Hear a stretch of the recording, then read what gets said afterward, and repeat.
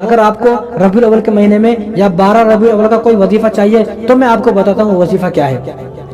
12 ربیع الاول کا نہیں بلکہ پوری زندگی کا وظیفہ ہے، پوری زندگی کا وظیفہ۔ اگر آدمی کوئی پورے سال اور پوری زندگی نہیں کر سکتا، کم سے کم یہ کام آدمی کب کرے؟ ربیع الاول کے مہینے میں تو کر لے، کم سے کم ربیع الاول کے مہینے میں کر لے۔ کیا کرنا ہے ربیع الاول کے؟ یعنی ہر مہینے میں لوگ یہ پوچھتے ہیں کہ اس مہینے کے، ہر مہینے میں لوگ یہ پوچھتے ہیں کہ اس مہینے کا وظیفہ کیا، اس مہینے کا وظیفہ کیا، اس مہینے کا وظیفہ کیا؟ تو سن لیں ربیع الاول کا وظیفہ۔ ربیع الاول کے مہینے کا وظیفہ سن لیں، یہ ہے کہ آپ جو ہے آپ تمام لوگ، اور آپ گھر میں بھی جا کر یہ باتیں بتائیں، آپ تمام لوگ حضور صلی اللہ علیہ وسلم کو تحفہ پیش کریں گے۔ کیا پیش کریں گے؟ آپ صلی اللہ علیہ وسلم کو تحفہ پیش کریں گے۔ کیا تحفہ پیش کرنا ہے؟ وہ درود پاک کا تحفہ پیش کرنا ہے۔ کیسا پیش کرنا ہے کہ ہر دن، کم سے کم ہر دن پورے گھر کے لوگ مل کے، پوری فیملی مل کے، آپ اور آپ کے والدین، آپ کی بیوی، آپ کے جو بچے ہیں اور آپ کا پورا خاندان ایک جگہ بیٹھے، اور روزانہ جب تک رات کو سونا نہیں ہے، جب تک حضور صلی اللہ علیہ وسلم پر 1000 مرتبہ درود پاک کا تحفہ، صلی اللہ علیہ وسلم پر 1 مرتبہ درود نہیں بھیجیں گے، جب تک آپ 1000 مرتبہ درود نہیں پڑھیں گے آپ کو سونا نہیں۔ آپ یہ عہد کریں اور یہ حضور صلی اللہ علیہ وسلم کو تحفہ پیش کریں ربیع الاول کے مہینے میں، یہ تحفہ پیش کریں۔ ہر دن کم سے کم 1000 مرتبہ پڑھ لیں۔ اگر ہر دن 1000 مرتبہ نہیں پڑھ سکتے، بہت آسان ہے، پڑھ سکتے ہیں آپ۔ اگر ہر دن 1000 مرتبہ نہیں پڑھ سکتے تو کم سے کم ہر دن 100 مرتبہ تو پڑھ سکتے ہیں۔ اگر 100 مرتبہ بھی پڑھنا آپ کو مشکل ہو رہا ہے تو ہر نماز میں 20 مرتبہ پڑھیں، ہر نماز میں 20 مرتبہ پڑھیں۔ 20 مرتبہ فجر کے بعد، 20 مرتبہ ظہر کے بعد، 20 مرتبہ جو ہے عصر کے بعد، 20 مرتبہ مغرب کے بعد، 20 مرتبہ عشاء کے بعد پڑھیں، 100 مرتبہ ہو گیا۔ تو ہر دن آپ کم سے کم 100 مرتبہ حضور صلی اللہ علیہ وسلم کو یہ درود پاک کا تحفہ پیش کریں تو ہی آپ عاشق رسول ہو۔ اور درود پاک پڑھنے کے فائدے کیا ہیں؟ درود پاک پڑھنے کے، درود شریف پڑھنے کے 40 فائدے ہیں، 10 رحمتیں۔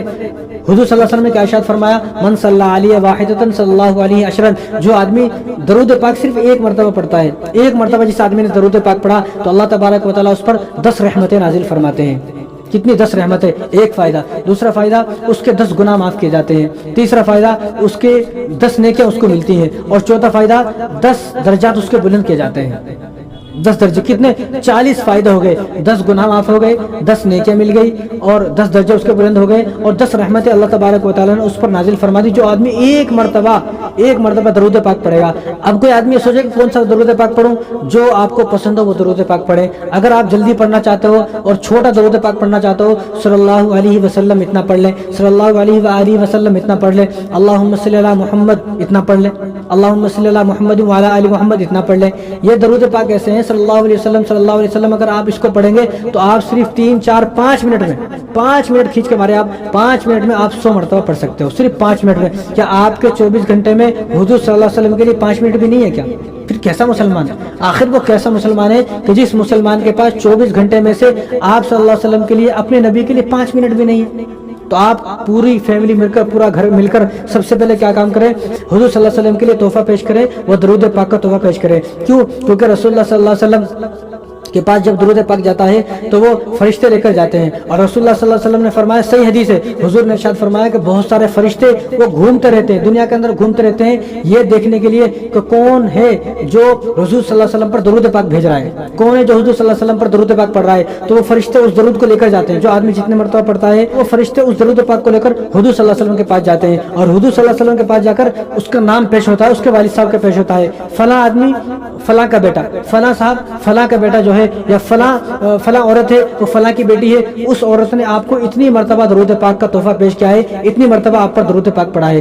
تو میں تو یہ کہتا ہوں کہ آپ سوچیں اپنے بارے میں کہ کتنی مرتبہ میری زندگی میں حضور صلی اللہ علیہ وسلم کے سامنے میرا نام لیا گیا، میرا تذکرہ کیا گیا، اور حضور صلی اللہ علیہ وسلم کتنے خوش ہوں گے ہمارا نام سن کر، جس کا نام حضور صلی اللہ علیہ وسلم کے سامنے چلا گیا کہ فلاں صاحب ہے، فلاں آدمی ہے، اس فلاں آدمی نے اتنی مرتبہ مجھے ربیع الاول کے مہینے میں درود پاک پڑھ کر بھیجا ہے، درود پاک کا تحفہ بھیجا ہے، تو حضور صلی اللہ علیہ وسلم کتنے خوش ہوں گے۔ تو ہمیں چاہیے کہ ہمارا نام بار بار، روزانہ، ہر دن، اگر ہر دن نہیں تو کم سے کم ہفتے میں 1 بار، اور کم سے کم مہینے میں 1 بار تو ہمارا نام حضور صلی اللہ علیہ وسلم کے سامنے پیش ہونا چاہیے، تاکہ حضور صلی اللہ علیہ وسلم جب ہماری وفات ہو جائے تو حضور صلی اللہ علیہ وسلم ہمارا استقبال کریں، ہمارے استقبال کے لیے حضور صلی اللہ علیہ وسلم کھڑے رہیں، اور ہمیں اپنے سینے سے لگائیں، گلے سے لگائیں، اور ہمیں دیکھ کر مسکرائے، اور حضور صلی اللہ علیہ وسلم اسی کو اپنے سینے سے لگائیں گے، اور حضور صلی اللہ علیہ وسلم اسی کو اپنے گلے سے لگائیں گے، اسی سے معانقہ کریں گے، اسی سے مصافحہ کریں گے، اسی سے سلام کریں گے، اور اسی سے خوش ہوں گے حضور صلی اللہ علیہ وسلم، جو حضور صلی اللہ علیہ وسلم کے لیے زیادہ سے زیادہ درود پاک پڑھتا ہوگا۔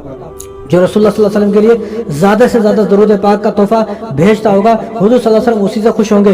अब आप ये सोचें कि हुजूर सल्लल्लाहु अलैहि वसल्लम जिसको गले से लगाएंगे, जिसको सीने से लगाएंगे, जिसको हुजूर सल्लल्लाहु अलैहि वसल्लम बोसा देंगे, जिससे हुजूर सल्लल्लाहु अलैहि वसल्लम मुसाफा करेंगे और जिसके आने से हुजूर सल्लल्लाहु अलैहि वसल्लम खुश हो जाएंगे। अब आप ये सोचें, क्या वो आदमी जन्नत से महरूम हो सकता है? क्या वो आदमी जहन्नुम में जा सकता है? हरगिज वो आदमी जन्नत से महरूम नहीं हो सकता और हरगिज वो आदमी जहन्नुम में दाखिल नहीं हो सकता जो आदमी हर दिन हुजूर सल्लल्लाहु अलैहि वसल्लम पर जो है वो दरूद पाक का तोहफा पेश करेगा। और एक और बात सुन लें आप कि आदमी दुनिया के अंदर कोई भी अमल करता है, जैसे आप अब नमाज पढ़ोगे या आपने फजर की नमाज पढ़ी, आपने कुरान पढ़ा, यानी कोई भी आपने नेक अमल किया, वो नेक अमल अल्लाह तबारक व तआला के पास जाता है। लेकिन दरूद पाक एक ऐसी चीज है जो अल्लाह के पास नहीं जाती, जो पहले रसूलुल्लाह सल्लल्लाहु अलैहि वसल्लम के पास जाती है, फिर अल्लाह के पास जाती है। पहले रसूलुल्लाह सल्लल्लाहु अलैहि वसल्लम के पास उस दरूद पाक को फरिश्ते लेकर जाते हैं, तो हुजूर सल्लल्लाहु अलैहि वसल्लम खुश होते हैं, फिर वो दरूद पाक अल्लाह के पास जाता है और फरिश्ते अल्लाह से फरमाती हैं, अल्लाह फलां साहब ने दरूद भेजा है, इतनी मरतबा दरूद पढ़ा है, इस दरूद का क्या करें?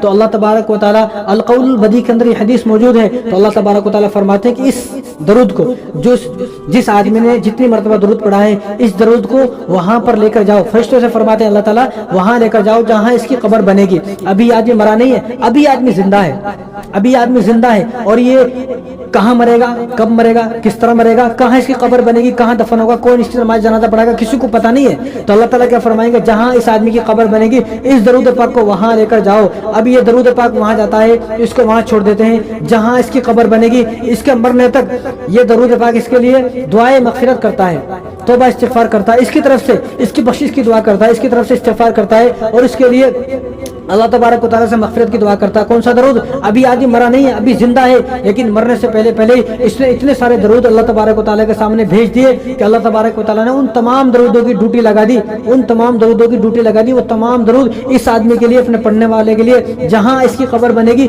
वहाँ इसके लिए मगफिरत की दुआ कर रहे हैं। कौन? दरूद पाक। जहाँ इतने सारे दरूद मौजूद हो और इसके लिए दुआ मगफिरत करते हो, आप ये सोचें कि उस जमीन के अंदर जब ये आदमी दफन होगा, जब उस कब्र के अंदर ये आदमी लेटेगा, तो इसको मरने के बाद इसको किसी तरह का अजाब नहीं दिया जाएगा।